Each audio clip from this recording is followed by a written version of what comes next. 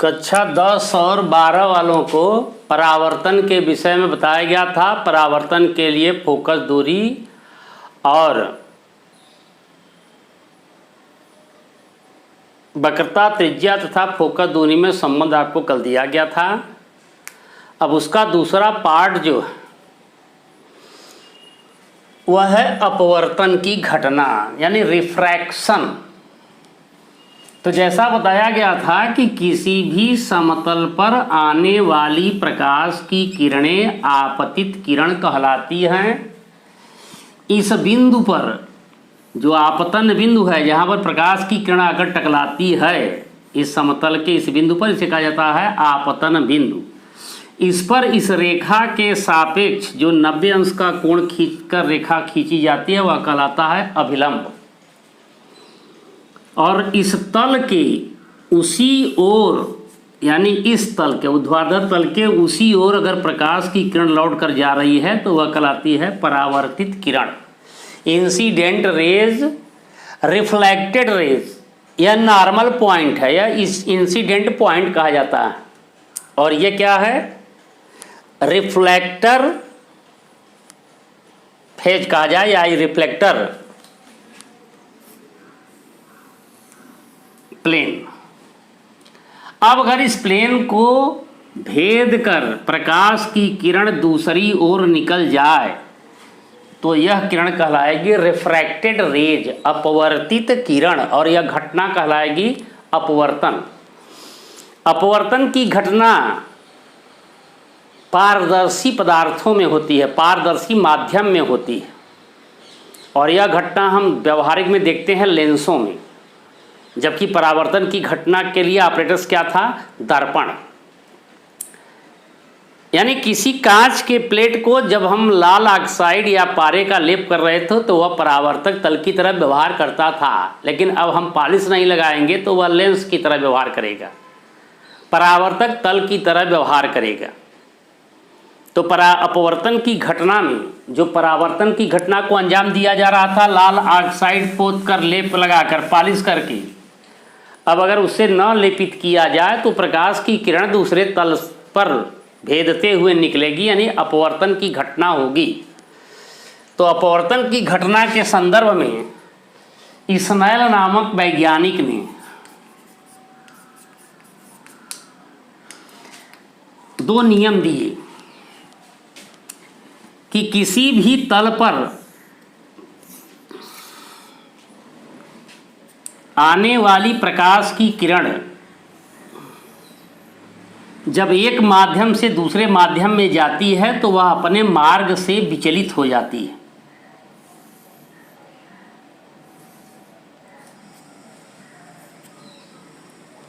और यह विचलन की घटना ही अपवर्तन की घटना है।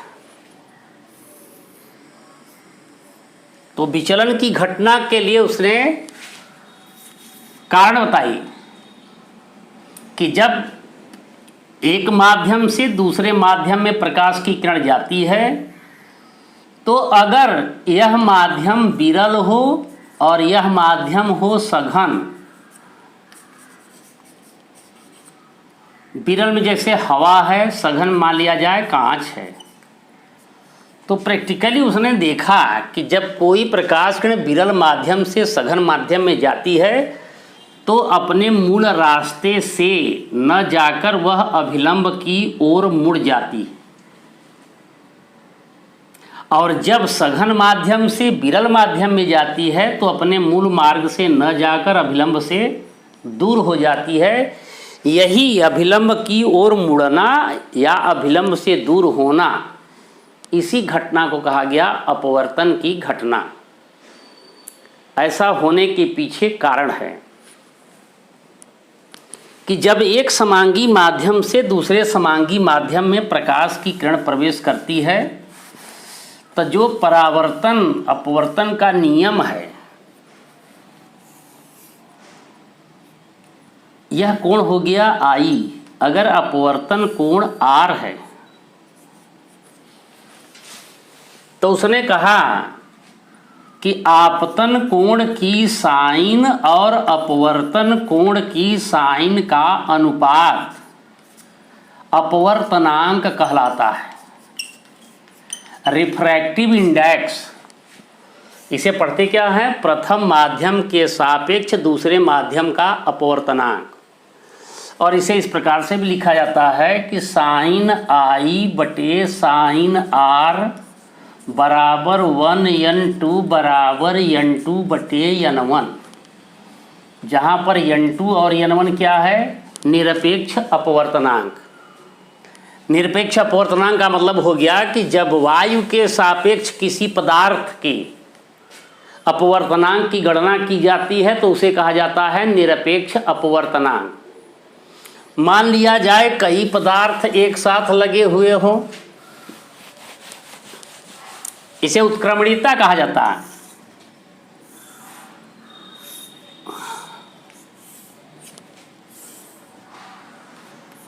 माध्यम 1 हवा, 2, 3 फिर 4 पर हवा, यहाँ से प्रकाश की किरण गुजरी दूसरे माध्यम में, दूसरे माध्यम से तीसरे माध्यम में, तीसरे माध्यम से चौथे माध्यम में। तो इसके लिए लिखा क्या जाएगा? 1n2, इसके लिए लिखा जाएगा 2n3। अब यही माध्यम पुनः आ गया तो इसे क्या लिखा जाएगा? 3n1।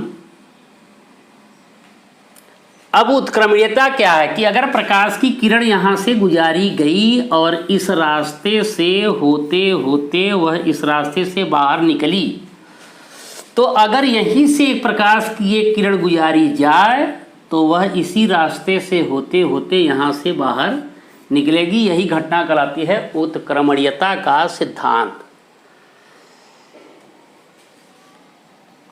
तो अगर विचलन कोण बराबर हो, साइन आई बटे साइन आर यानी आई बराबर आर, इसका मतलब 1, तो विरल से सघन के लिए, विरल माध्यम से सघन माध्यम के लिए sine i by sine are is always greater than 1।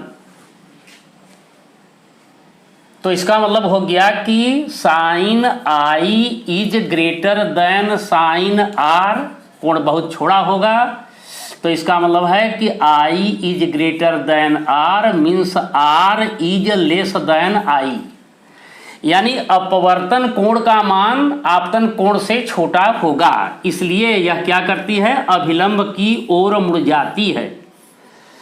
और जैसे ही सघन से विरल में जाती है तो साइन आई बटे sine are is less than 1 means I is less than R, R is greater than I. अपवर्तन कोण का मान अधिक हो जाता है, इसलिए यह अभिलंब से दूर हो जाती है। इसी को कहा जाता है उत्क्रमणीयता का सिद्धांत।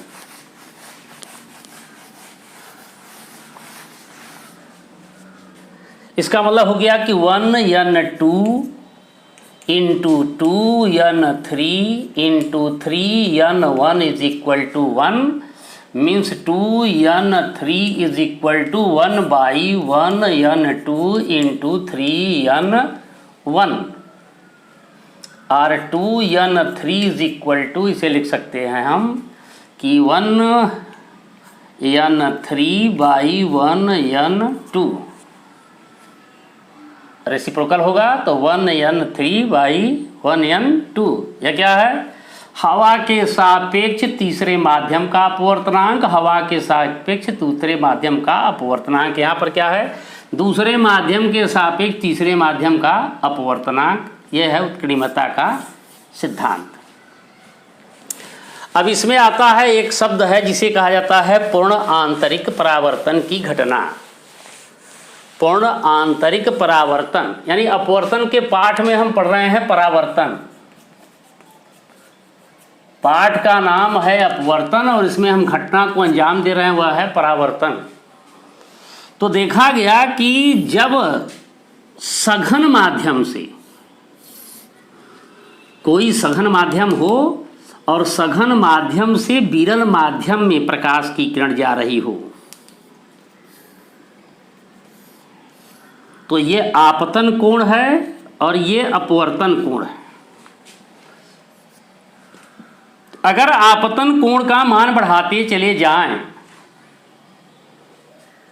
तो इतना बढ़ाते चले जाएं कि अपवर्तन कोण का मान 90 अंश हो जाए, तब यह घटना कहलाती है पूर्ण आंतरिक परावर्तन की। यानी जैसे जैसे इसका मान बढ़ाते चले जाएं तो एक निश्चित मान प्राप्त होता है जिसे कहा जाता है क्रांतिक कोण। क्रांतिक कोण जिसको दिखाते हैं C से, यानी I is equal to C हो जाए तो R is equal to 90 degree, तब यह घटना कहलाएगी क्या? पूर्ण आंतरिक परावर्तन की घटना। तो हम जानते हैं साइन I बटे sine R is equal to N।